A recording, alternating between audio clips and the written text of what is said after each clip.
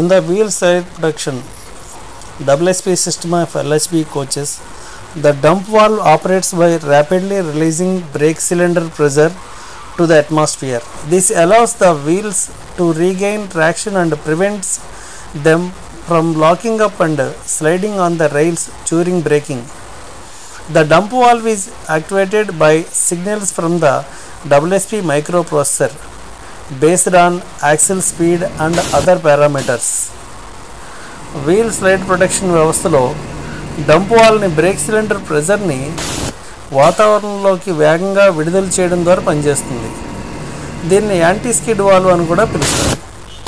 ఇది చక్రాల ట్రాక్షన్ను తిరిగి పొందడానికి అనుమతిస్తుంది మరియు బ్రేకింగ్ సమయంలో పట్టాలపై లాక్ అవ్వకుండా మరియు జారకుండా నిరోధిస్తుంది.